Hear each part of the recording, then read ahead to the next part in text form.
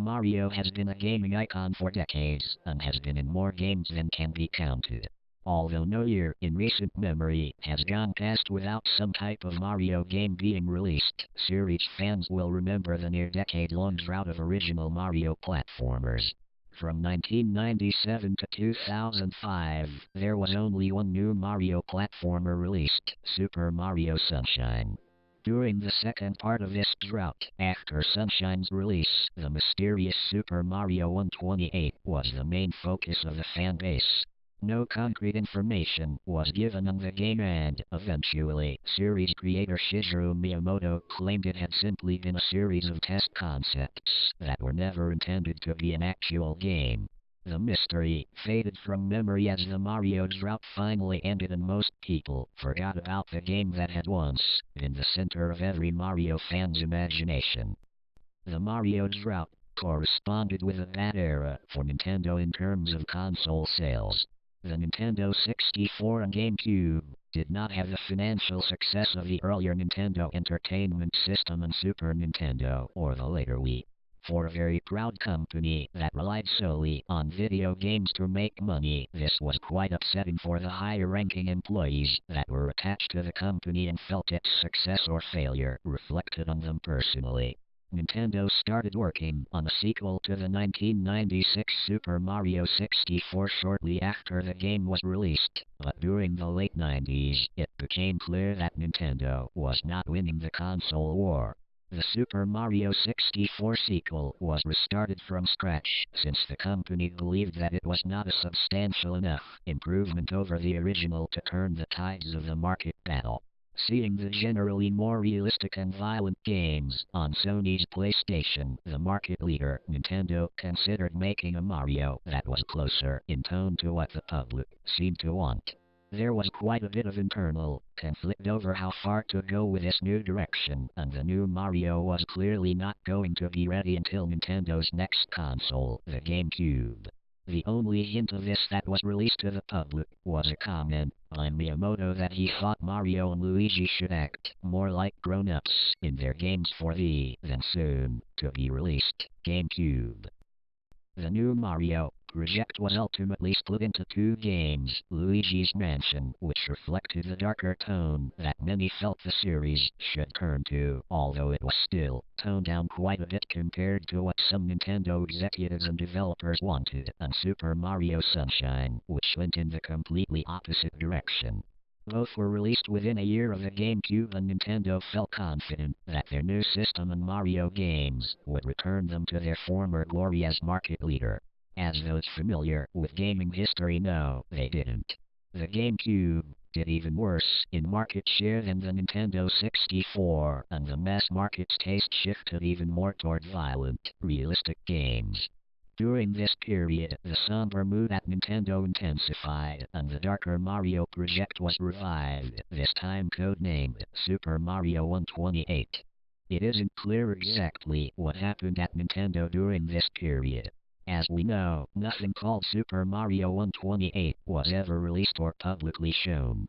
The source that revealed the internal strife at Nintendo during the later N64 era refused to discuss what was happening during the time of the GameCube's failure, but released a prototype of Super Mario 128 online that can be played on the Wii Homebrew channel. The following is a recollection of my time playing it. The game was clearly an early beta. The title screen was nothing but white text saying Super Mario 128 against a black background. There was no options menu or save file selection either. After the title screen, the game started. Bowser's laugh from Super Mario 64 looped in the background while a plain text box displayed this dialogue. Mario, I have taken Princess Peach and she will not live to see the sunrise tomorrow unless you take her place. You know what to do and where to go. Do not try to stop me unless you want to hasten her death. The game certainly was going for a darker tone. After I made the text box go away, I was thrust right into gameplay. The first thing I noticed was Mario's character model. His body was as detailed as in Super Mario Galaxy, although a little more realistically proportioned, but his head was taken from his SM64 character model. Obviously his design wasn't finished yet. The setting was a sky level. There were some simple platforms floating in the air. The rest of the area was just blue sky with several clouds scrolling in the background. The clouds seemed more realistic than the usual cartoony puffs in Mario games. They were quite graphically impressive. There was no music or full voice samples from Mario, but there were sound effects and grunts when he jumped. The jumping was more subdued than in other Mario games. Mario didn't jump as high as he usually did and had little control over his movement in the air. The different types of jumps in every 3D Mario weren't present. I played through the level. There was nothing especially notable about the gameplay. Enemies didn't seem to have been added yet. I just jumped from platform to platform and it wasn't very challenging. As I went through the level, I noticed the graphics gradually changing. The sky became more and more cloudy until it was entirely composed of clouds, and the cloud background gradually turned to a dark gray. After this, it started to rain. I reached a small platform with a toad on it. It looked like the Super Mario Galaxy model. When I landed on his platform, dialogue appeared. "We don't want you anymore, Mario. You don't belong here. Just give Bowser what he wants. Die." After the text box went away, I no longer had control of Mario. Mario just stood there for a while, then turned around and walked off the platform. His body seemed to go limp as he fell. Eventually, it was revealed that there was a realistic, modern city under the sky. The buildings looked neglected, but there were people on the street. Mario hit the ground with a realistic sounding thud, but he didn't explode or show any visible wounds. He just lay there. The people in the city just kept walking by, ignoring Mario, although I thought I saw a few glance at him with cold, somewhat angry expressions. This went on for a few minutes and eventually, people stopped appearing. Mario got up. I was back in control. But he couldn't jump at all and had a reduced walking speed. The large buildings of the city didn't appear to be interactive, so I just kept walking down the street for a while. Eventually, I found a small house that seemed out of place among the larger buildings.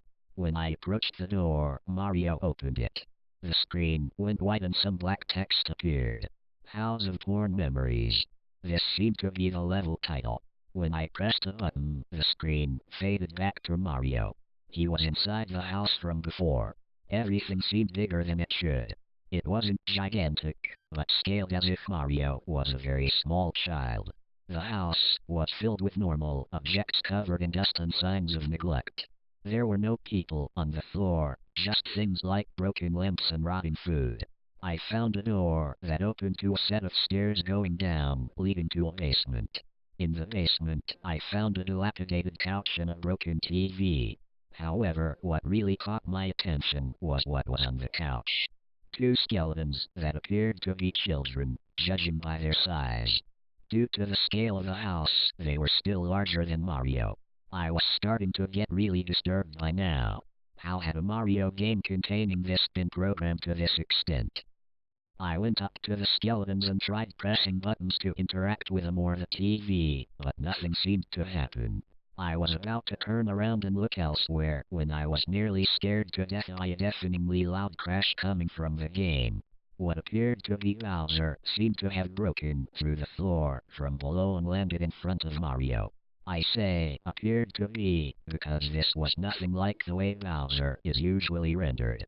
The reptilian monster in the game had Bowser's basic brownish yellow and green color pattern, but looked far more threatening than any Bowser model I had seen before. It was not proportioned like the Bowser I knew. Its arms and legs were far longer in relation to its body and ended in razor-sharp claws. The green shell didn't look like it had spikes glued on. They were more jagged and organic-looking, with the same dark green color the rest of the shell had. The face had small but intense pure black eyes and a mouth full of jagged teeth that took up far more of the face than it should have. Mario was cowering in fear from this thing. A dialogue box appeared. "You've kept me waiting long enough, Mario. I will taste flesh soon.